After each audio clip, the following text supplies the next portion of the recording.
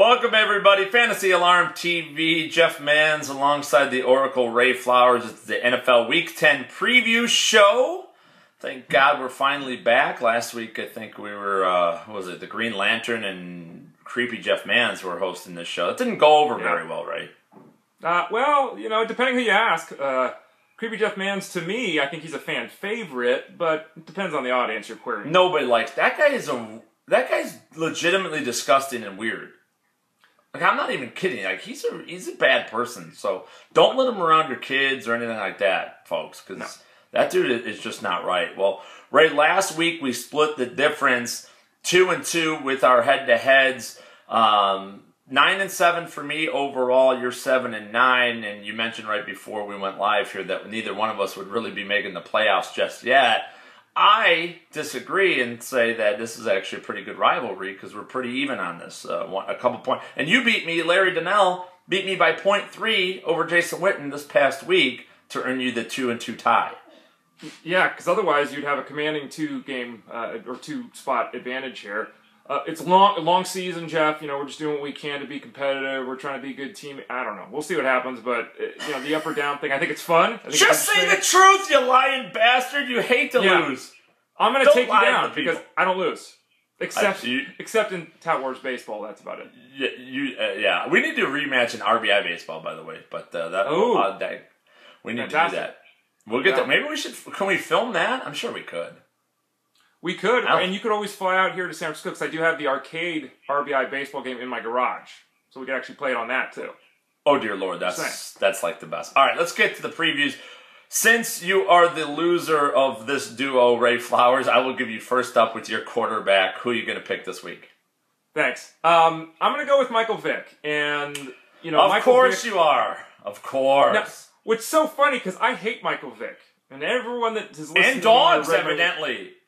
Yeah, well, I'm not a fan of Michael Vick. I would not invite him over for a Thanksgiving dinner, but I would say start him this week because he's facing a Steelers defense that lost Shazier. Palomalu's out. I'm not overly impressed by the Steelers unit in general. You take those two guys out of the mix. We have Decker and Harbin starting to do some things. Chris Johnson's actually back in the world of the living. So I think that, Vick, not a great plan. I'm not saying he's a QB1 lockdown player or anything like that, but I think the matchup is one that he's going to have success. I have to go against you. I'm going to go directly against you with Mark Sanchez. We argued about that in the Mans and Flowers show, which hopefully you guys saw on Fantasy Alarm TV. I'm going to go Mark Sanchez. We're going to do battle. This should be an epic me cheering next week. I'll be celebrating, and you'll explain to everybody why you were so wrong to ever trust Michael Vick. Running back position, Ray Flowers. We're going to go, I understand we're going to go real deep. You wanted to go 16-team league with 6 teams on bye this week. Is that correct? Yeah, let's go deep. Right, let's go deep. All right. I guess I'm going to go James Starks. I just get this feeling Eddie Lacy will have a decent game, but I think the Packers will be up enough on the Bears at home this week on Sunday Night Football. I think Starks ends up getting 10-plus carries, and he'll shred the Bears defense like Lacy will do before him, like Rodgers will do before him. I think James Starks is a very sneaky flex play in deeper leagues this week, Ray. Okay. And I'm going to go with another player who's on that same level, obviously. A guy that was supposed to lead his team in the backfield and it didn't happen because of injury. Toby Gerhart. He finally did something last week. He had some bursts back. He had some energy. He had, 6 touches for 48 yards. A lot of garbage time stuff. But he was involved. And Denard Robinson has had, 60 touches the last 3 weeks, Jeff? And I think that's one of the underreported stories with Robinson is, can he handle this workload? No, he can't handle anything. He sucks. Yeah. I hate Denard Robinson. He cannot play running back. This is the biggest fool's gold of the last 4 years in an NFL backfield. This is just repugnant. Wide receiver, Ray, who are you going with? My wide receiver this week is going to be Percy Harvin. And are you trying to hurt me? Yes. Are you just trying to hurt me? Is that what's going on here? That's my goal. How am I doing? Am I doing all right? Percy Harvin. Percy Harvin had 11 catches last week for 129 yards. Okay. Oh, yeah. Well, he does this once or twice a year, so that's good. You're going to ignore the game before that when he pulled himself off the field because, Smith threw two interceptions and he just walked to the locker room. We just ignore that. Hopefully Vic doesn't. I'm going to go with the guy who literally had 4 less yards last week than he did in 5 games with the Seahawks. So it's not. It's, by no means is it a lock for Percy Harvin, but he and Vic look good. I think there's a chance in this game for. And you're all in on the Jets. Holy cow! You need a Jets jersey this week. And this is the first time I've ever said that, Jeff. But yeah, this is. I don't even know. I don't even recognize you anymore. Ever since the Giants won their third World Series, you're just like you're like getting a little too confident, in my opinion. Well, I'm going to go with another struggling guy, albeit not nearly as risky as Percy Harvin. I'm going Michael Crabtree right to your hometown, San Francisco 49ers. I think Crabtree has a multi-touchdown potential this week against a terrible New Orleans Saints secondary. I think the Kaepernick and the 49ers offense gets it going. Give me Crabtree this week. At tight end, Ray, I'm going to steal your guy that you beat me by 0.3 points last week. Larry Donnell against the Seattle Seahawks. I'm going with him. I think he's the only legitimate receiving option the Giants will have in Week 10. Who do you got in tight end? A tight end, I'm going to go with the player who's facing the Broncos, and the Broncos allowed the 5th most points to the tight end position in a PPR setup. And that's great for Michael Rivera. A moderate talent, a guy I'm not overly high on long term, but you can't ignore the 2 touchdowns the last 2 weeks. You can't ignore the 20 targets or the 15 receptions he had. Good matchup against the Broncos. You're right about that. That's a good pick. I like it. I've always been a fan of Osbury as far as the Raiders tight ends go, but this Michael Rivera kid, sure, he doesn't know how to spell his own first name, but that's okay. M-Y-C-H-A-L. That's Mike. Oh, God. I almost don't like him just for that premise alone. But you're right. He has been getting the targets. He and Derek Carr have a good chemistry. So that's a nice pick right there, Ray Flowers. All right. How about sleeper of the week as we continue to preview Week 10? Who would be your super sleeper this week, Ray Flowers?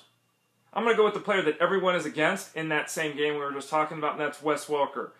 Peyton Manning continues to operate at an elite level. You can't look at Sanders and Demaryius Thomas and think they're going for 120 yards every week. Julius Thomas hasn't had 35 yards in 3 games.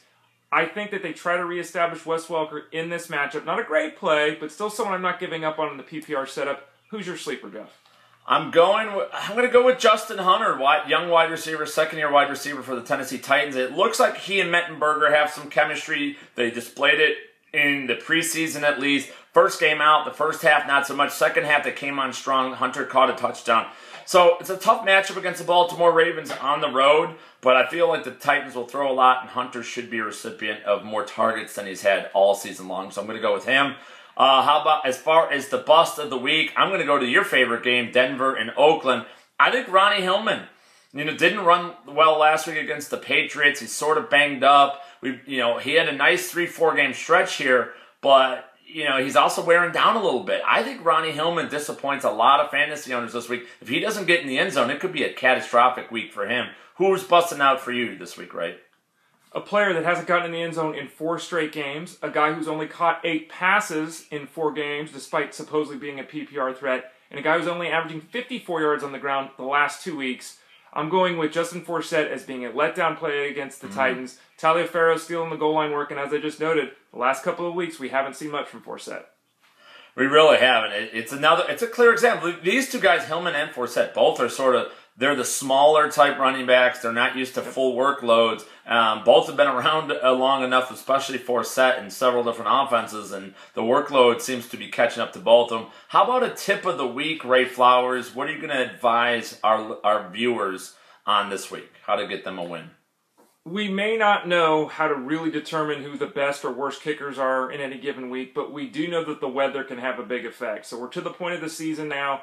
We're into the month of November. Checking to see if a player is indoors, playing in California, playing in Florida. That kind of stuff is very important because some of the games are going to take place in cold weather areas, and that certainly affects the kicker, Jeff. No doubt about it. Go for those dome kickers through the stretch run, everybody. I'm going to go with the Rams defense. Don't be surprised if they wreak havoc with the Cardinals and Carson Palmer and his new contract and all that mess.